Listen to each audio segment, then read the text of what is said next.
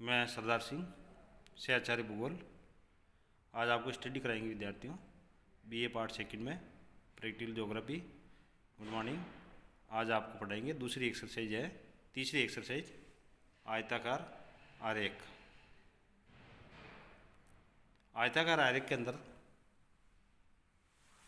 ये वर्गाकार ब्लॉक आरेख है, उनके विपरीत इनके अंदर जो मूल्य है उनको आयतों के द्वारा प्रकट किया जाता है। आयतों का जो क्षेत्रफल में वही अनुपात रखा जाता है जो अनुपात मूल्य में होता है। रचना के अनुसार आयतारेख अलग के दो प्रकार हैं। ये तो विद्यार्थियों सिंपल आयतारेख बनाना आपको और एक विभाजित आयतारेख बनाना है। दो तरह का आयतारेख आपको समझना है। और सबसे पहले मैं स्टडी करवा रहा हूँ आपको साधारण आयतारेख आरेख, जिसको सिंपल रेक्टेंगुलर डायग्राम कहा जाता है। इस प्रकार के जो आरेख है बनाने के लिए सबसे पहले किसी मूल्य को प्रकट करने वाले आयत का पूर्व निश्चित मापनी के अनुसार क्षेत्रफल इसमें ज्ञात कर लिया जाता है और उसके बाद क्षेत्रफल के मान को दो गुणनखंडों में बांट करके आयत की लंबाई चौड़ाई ज्ञात की जाती है।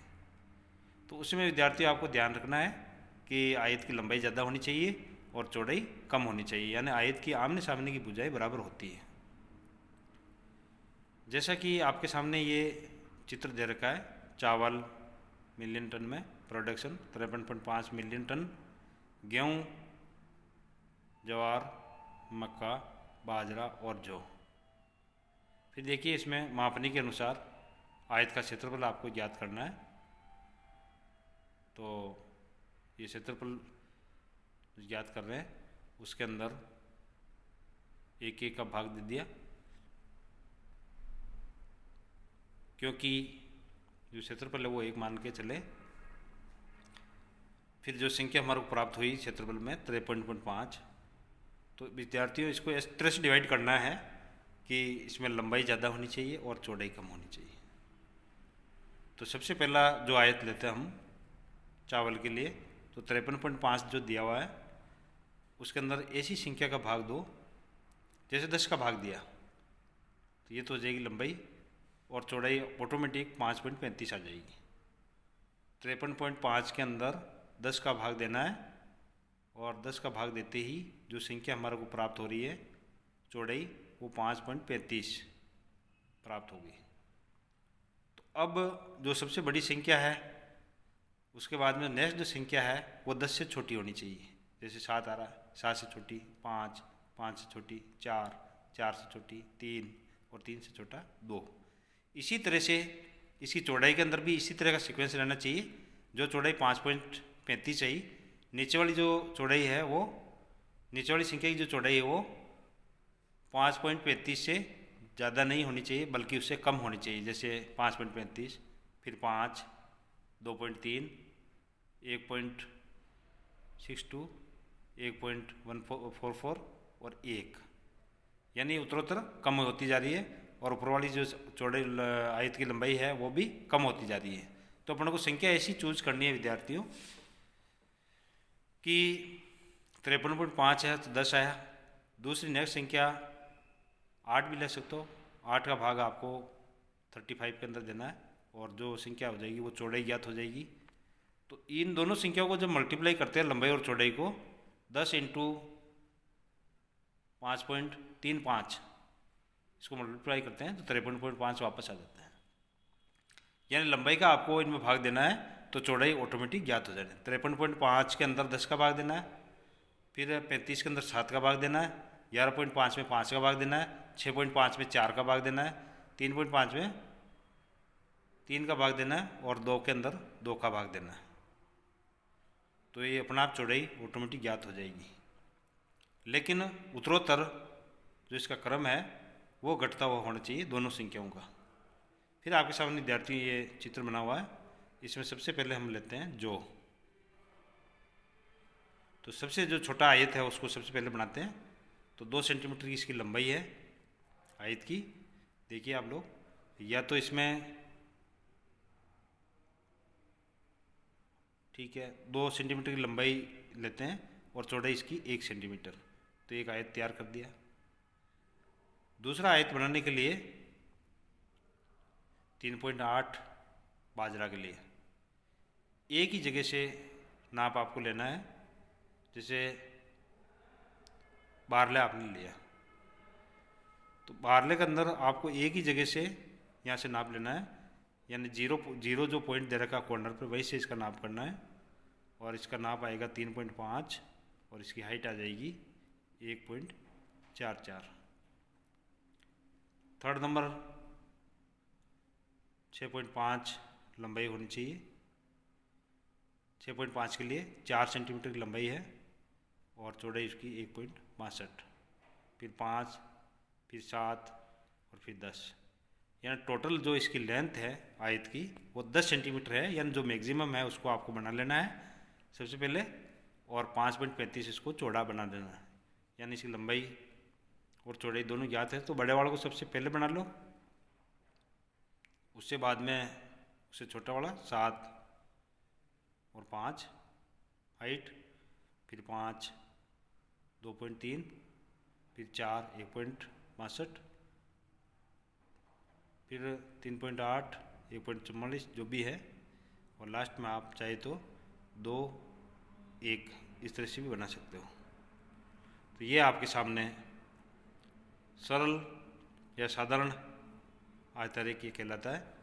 फिर नेक्स्ट विद्यार्थी देखिए, इसमें विभाजित आयतारेखीय कैसे बनाना है। सेम वो कोई डाटा है या ये डाटा थोड़े जो दे रखे हैं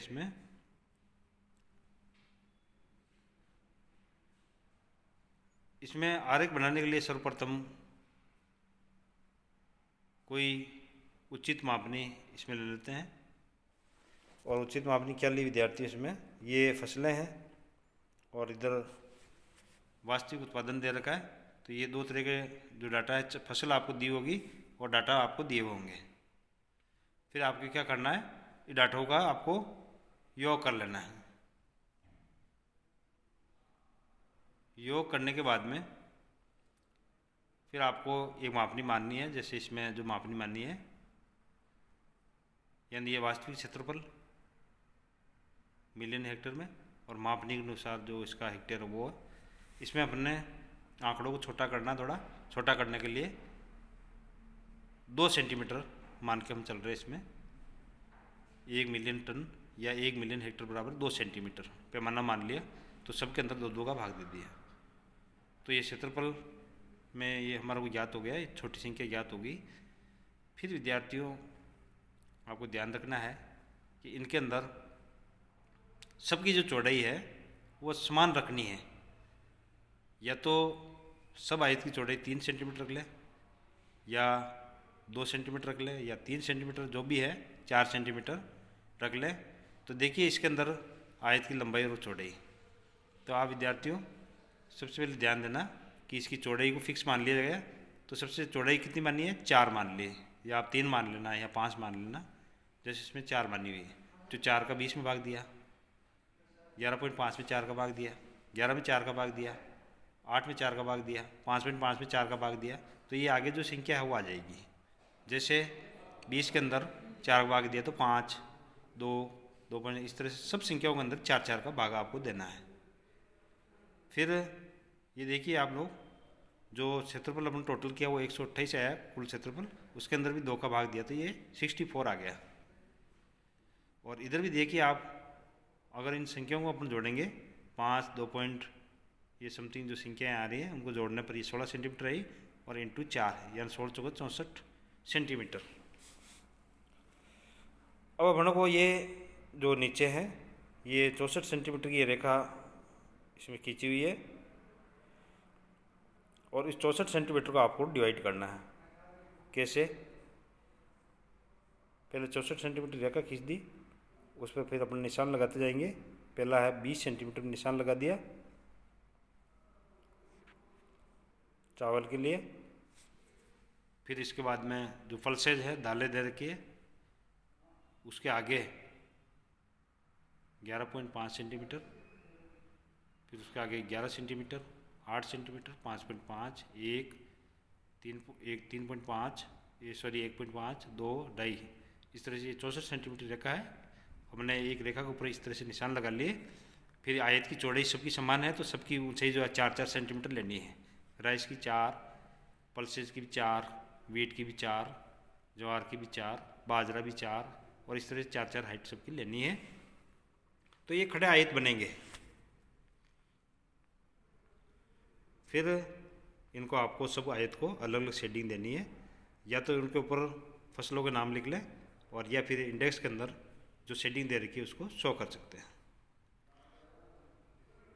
तो इस तरह से विद्यार्थियों ये आपके सामने ये तो सरल आयतारेख, और ये दूसरा जो बना है वो मिश्रित आयतारेख जिसको कहते हैं वो बनाएंगे। नहीं, दूसरा है डिवाइडेड आयतारेख, यानी विभाजित आयतारेख जिसको कहते हैं वो बना रखा है। जैसे मान लीजिए 64 सेंटीमीटर दे रखा है विद्यार्थियों, तो 64 सेंटीमीटर आपकी शीट पे खींचना मुश्किल है, तो आप आगे और इसके भाग कर सकते हो। 64 के अंदर 2 का और भाग दें तो 64 का 32 हो गया, और इधर 16 के अंदर भी 2 का भाग दें, ये टोटल आ रखा है तो 8 हो जाएगा। तो ये संख्या ऊपर ऑटोमेटिक कम होती जाएगी, या उसकी लंबाई जो चौड़ाई है वो भी कम हो जाएगी। देखिए 64 के अंदर 2 का भाग दिया, 32 सेंटीमीटर रेखा आ गई, और इधर 16 दे रखा है, उसकी जगह 8 हो जाएगा। तो 8 चौका 32, 4 सेंटीमीटर की चौड़ाई है वो सेम रहेगी, 8 चौका 32। इस तरह से आपको विभाजित आयतारेख का निर्माण करना है। थैंक यू, धन्यवाद।